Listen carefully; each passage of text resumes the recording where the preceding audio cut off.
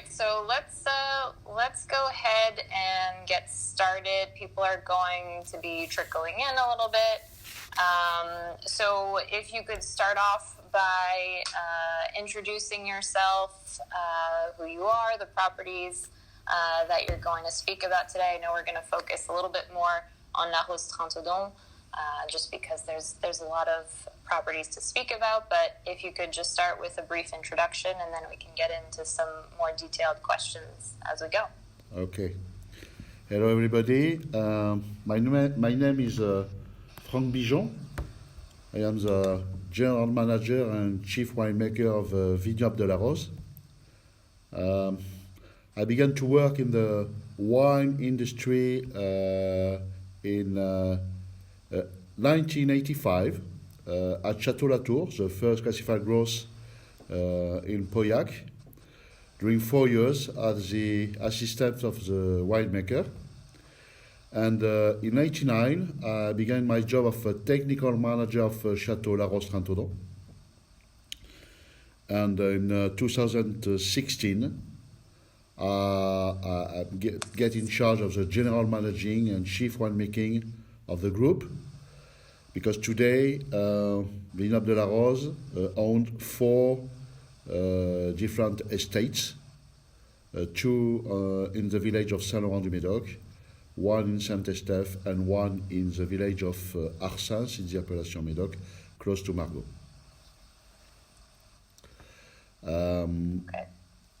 Just to have an idea about the perimeter of Vineyard de la Rose, today 4 estates. The first is La Rose-Trente-Odon and La Rose-Perganson, 2 estates in the village of Saint-Laurent-du-Médoc, and a second one in Saint-Estèphe with Château Tour de Pez, 19 hectares, and 1 in the village of Arsens on the north of Margaux with 17 hectares, Château Arnaud. Today, more or less, okay, is so what. Sorry, just to interrupt. I have the map. Sorry, I just have the map up here for you guys to see. So you see that Château Arnaud at the southern tip is close to Listrac, Moulis, and Margaux. Then you have the 2 La Rose-Trente-Odon and La Rose-Perganson, and it's covered on my screen by the little live button. But at the northern tip there, you have the property in Saint-Estèphe. Sorry, Right. Go ahead. Right, and we need to know that today is more or less more than 1.5 million bottles made every year with the 4 estates. 9 million euro of sales every year, and the particularity of our group is to be certified in sustainability for all the process of our business, from the plantation of the vines until the shipment of the wine. Also during my career, I had the chance to manage one estate in Chile between 1995 and 2007, and a small estate in La Lande de Pomerol between 91 and 97, now owned by Mr. Debois, who is the owner of Château L'Angélus. We have sold the estate in 97 to Hubert Debois. The 4 estates, 4 different wines. La Rose-Trente-Odon is our emblematic vineyard, 192 hectares, and with more or less 80% of Grand Vin produced every year. Second estate is La Rose-Perganson, just on the south of La Rose-Trente-Odon, with an average production of 120,000 bottles a year. The third one is Château Arnaud, as I explained, is more or less $60,000 a year with 30% of second wine every year, named Comte d'Arnaud. And the last one is Chateau Tour de Pez, recently bought at the beginning of the 2019, more or less $80,000 a year with 25% of second wine area. Yeah. And so can we, now that you've kind of mentioned the 4 properties, can we kind of focus in on La Rose-Trente-Dôme? And can you tell us a little bit, for those of you who are familiar with the Udedoc appellation, so Udedoc actually encompasses a few other appellations, including Pauillac, including Margaux. And so anything kind of outside of those appellations are designated Udedoc. Of course, you still have to follow the rules to be considered Udedoc. But because it's such a large area, there's varying styles in the wines that have the Udedoc appellation. So can you tell us a little bit about more specifically where you're located outside of outside of Saint-Julien, outside of Pauillac and the terroir and the grape varietals planted, so that we have a better idea of the style? To have an idea about the surface, just to have an idea, Bordeaux today is 114,000 hectares. Udedoc today is 4,600 hectares. It's a small part of the all Bordeaux area for wines. For the Udedoc appellation, we consider that you have 3 parts. The south between Bordeaux and Margaux. This part is more gravelly and sandy gravel soil, giving fine and elegant wines. Between Margaux and the north of Saint-Estèphe, the second part with 2 best plots seeing the river. The village of Lamarque, where we have Château Arnaud, and close to Saint-Estèphe on the north, the village of Saint-Seurin-de-Cadourne, with great estates like Saucian-d'Aumalais or Château Charmail. And on this second part, you have all the parts on the east, close to on the west, close to the forest, going towards the ocean. It's more sandy gravel and clay limestone soil. La Rose-Trente-Dôme is really close to the appellation Saint-Julien and Pauillac. Just to have an idea, we are very great neighbors. Madeleine is amazed by the quality of the neighbors we have. Can you tell me something, Madeleine, please? Hi, guys. Oh, hi. Yeah, sorry, I was heated, but it's a short frame, so. Yes, indeed, La Rose-Trente-Dôme, where you can see the frame behind, you have amazing neighbors. So on the north, you are literally neighbor to the Pauillac appellation with Château Latour. When we say literally neighbors, it means that sometimes it's only 10 meters between the two of us, or only 1 row or 2. Then on the south, you have Château Latour Carnet. So this time it's on the Udedoc appellation, also very famous chateau. And when we go back on the east with Saint-Julien, so closer to the river, you have du Crus Bourgeois. So all the biggest chateaux. Thank you, Madeleine. And Not bad neighbors to have. Yeah, and it's also amazing. Many people said, but why, Frank, you are not classified as a Saint-Julien or Pauillac? Because at just 5 meters, it's another appellation. It's just the limit of each village did that. And today La Rose-Trente-Dôme is really well known for the quality of the terroir, closer than Saint-Julien than Pauillac, because the terroir of La Rose-Trente-Dôme is more or less a 30% gravelly soil, 40% sandy gravel soil, and 30% clay limestone soil.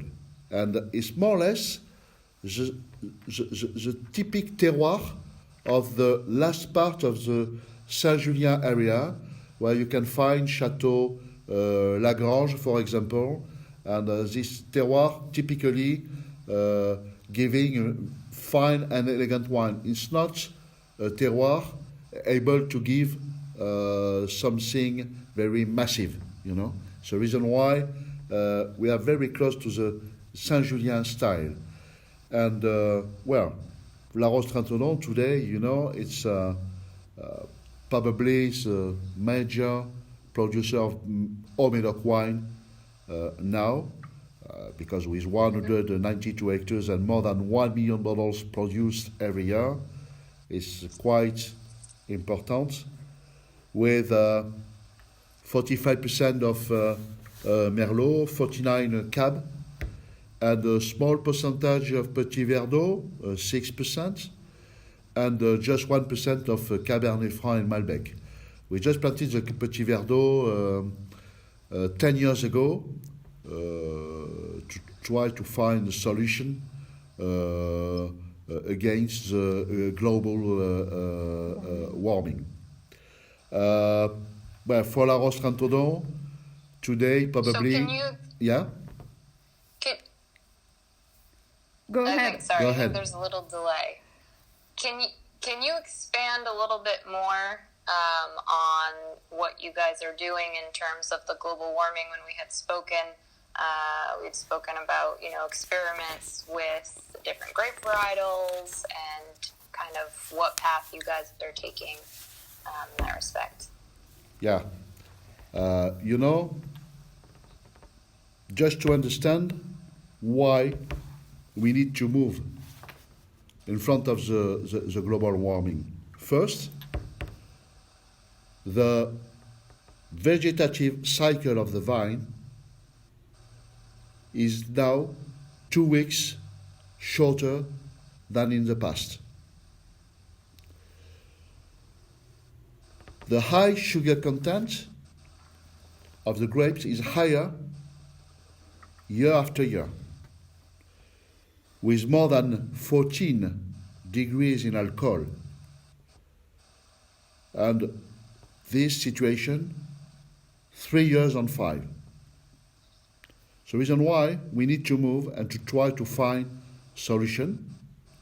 For us, we have different experiments and different solution we try to develop at La Rose-Trinquedon. The first was to plant Petit Verdot, because Petit Verdot giving us more freshness, more acidity, and it's a less early crop than Merlot. And with that, we consider that we can have more well-balanced wine after the vinification.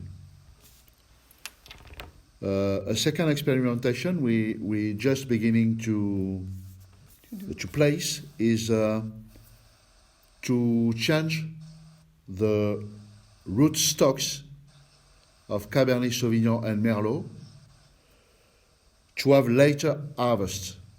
From the beginning of the 60s, the Chamber of Agriculture developed rootstock very early, with probably less vigor for the plants and a higher concentration for the sugar.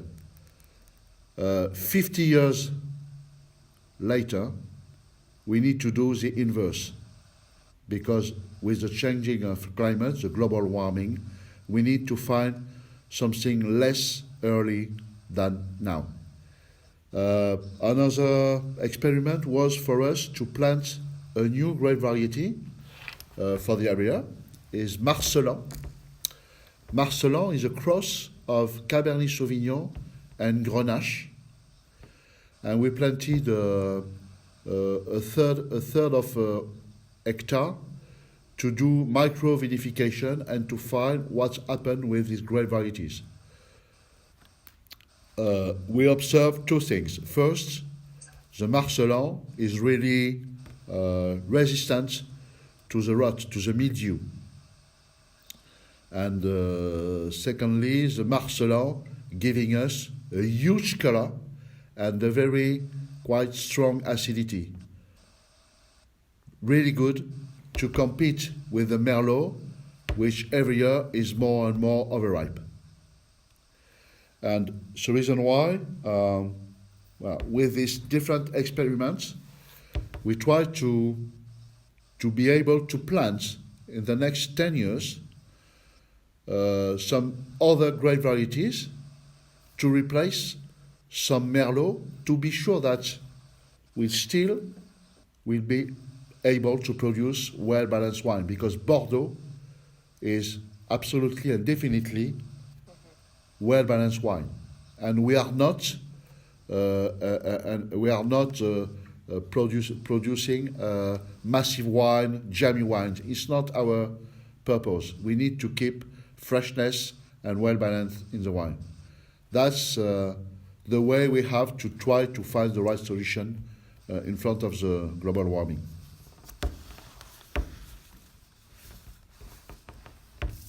Of course. And Bordeaux is about the art of blending, so it's all about the balance. Absolutely. And speaking about those... Yep, go ahead. No, that's fine. Go ahead. Speaking about the changes that you're making in the vineyards concerning global warming, I know that you guys also have some renovations that you are doing. Can you tell us a little bit about that and what's going on there? Yeah, we have a fantastic project at La Rose-Touton. The project consists to renovate everything from the chateau and the offices to the winery and cellar for aging themselves. Just some precision about the renovation.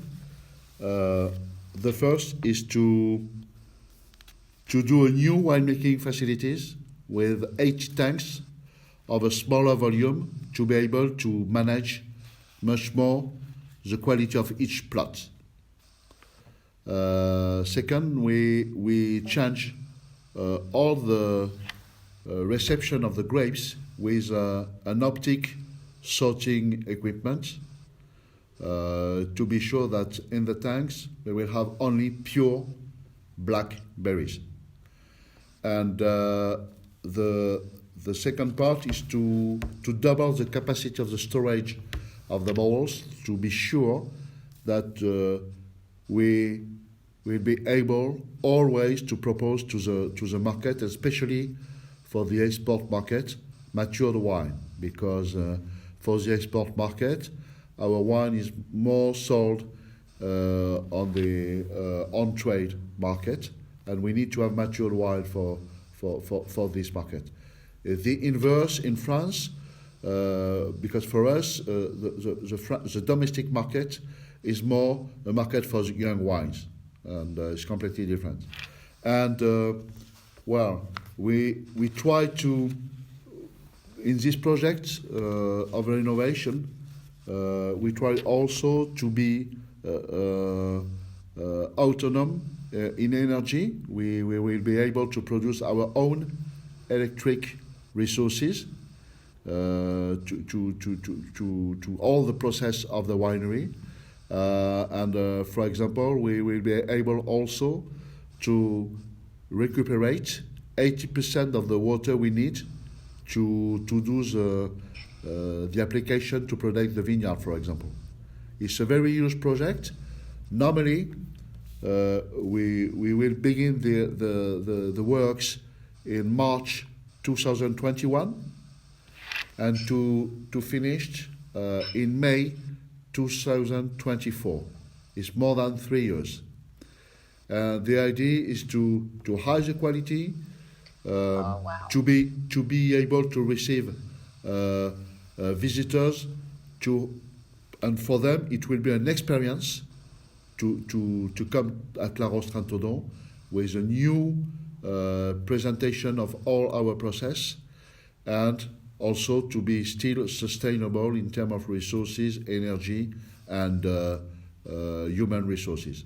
That's a huge project, and we try to share this fantastic project with all the stakeholders during the 3 years.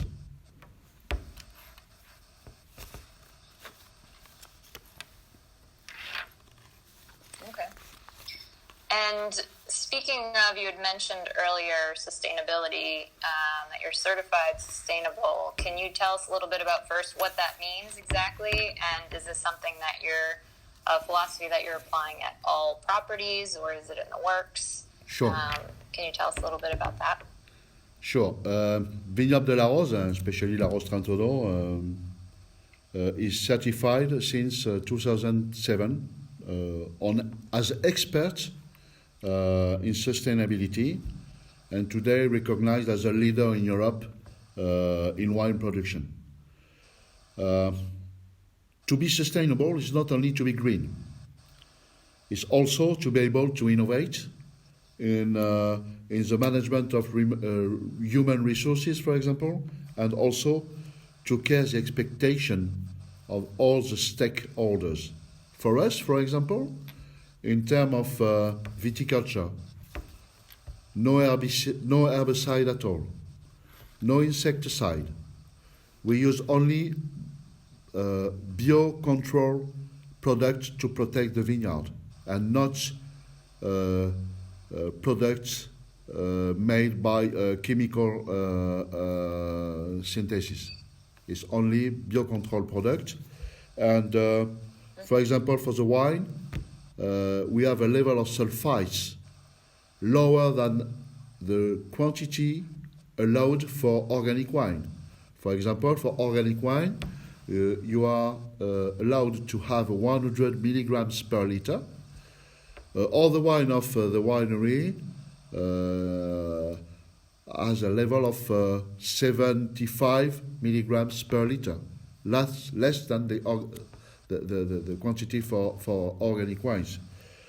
For example, in terms of the management of social and human resources, we were the first state in the area to give the capacity for all the people working at La Rose-Trentodon to have a physical activities before to work in the vineyard, and twice a week during the week, 1 hour coached by a coach to be sure that everybody could be well in their body, and if you are well in your body, you know you are well in your head. And it's a particularity of La Rose-Trentodon. And the last one is that we created the first school to teach the viticulture practices for the new people who wants to work at La Rose-Trentodon in the future. That's to be sustainable. It's the reason why today in Europe we are among the 3 leaders in wine production.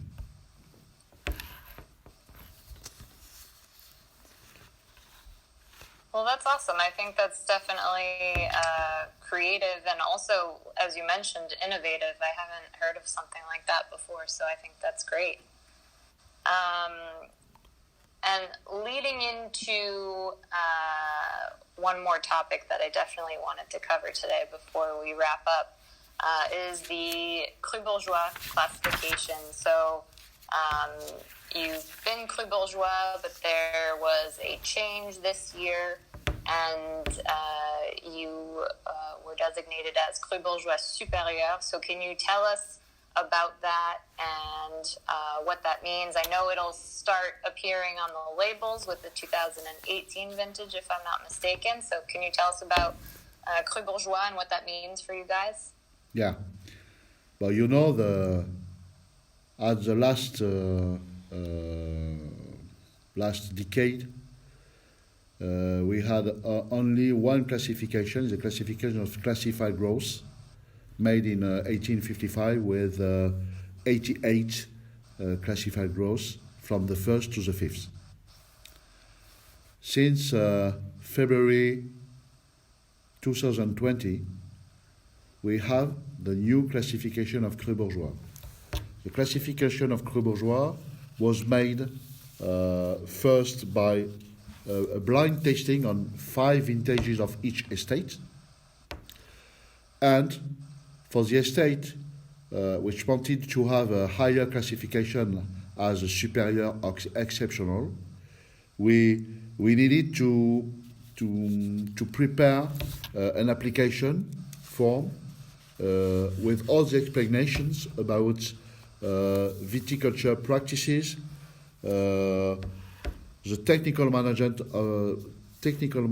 of the estate, and what we do about promotion of the wine, like marketing, sales, price, etc.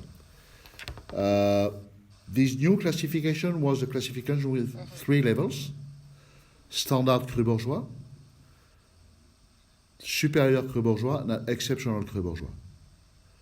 Today, in the old classification, you have 259 estates, and you have only 14 exceptional Crus Bourgeois. It is a case of Château Arnaud, and you have, I think it's 56 or 59 superior Crus Bourgeois. It's the case of La Rose-Trentodon and La Rose-Bergançon, and the rest is 175 or 79 standard Crus Bourgeois with Château Tour de Pez. And we consider that it was really important for the public, for the consumer, and for the market to have this classification to give more visibility of what is the diversity of the family of Crus Bourgeois, because with 249 estates, you need to clarify a little bit the range of each wine, and the classification was a good way, giving more visibility for the consumer and also for the estate, more visibility for 5 years, because it's a classification available for 5 years, and it gives more visibility for the company, for the estates, to do investments and to take time to develop different strategy for the winery and the wine.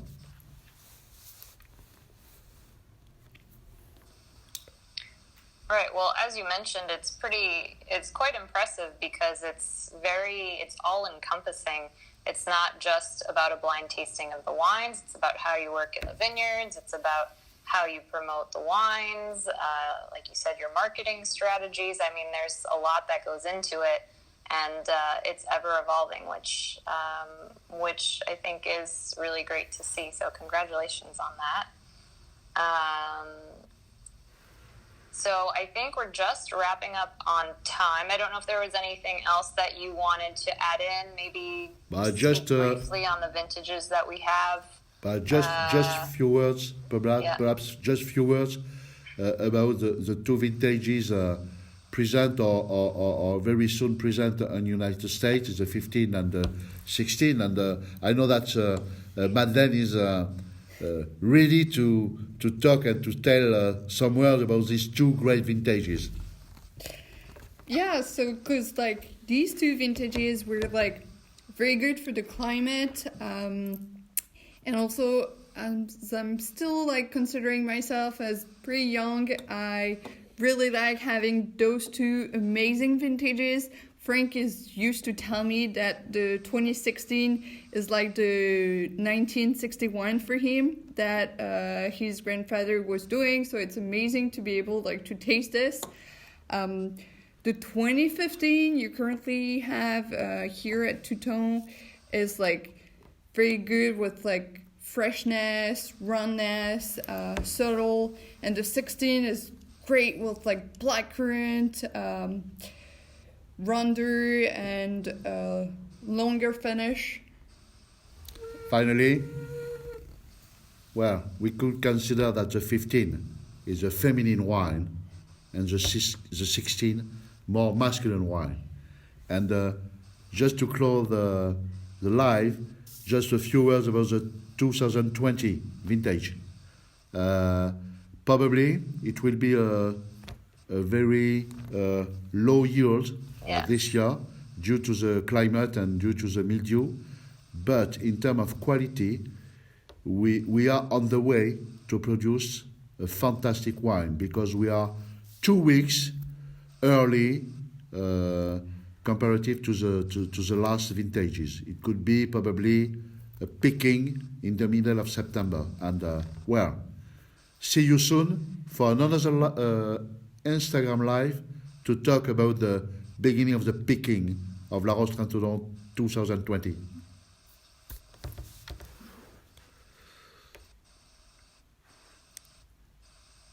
Sounds good. Thank you so much, guys, for joining in today.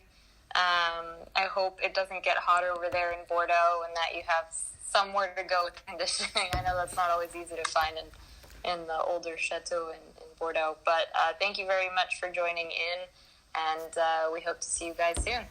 Thank you, Cécile. Bye-bye. Thanks, Celine. See you.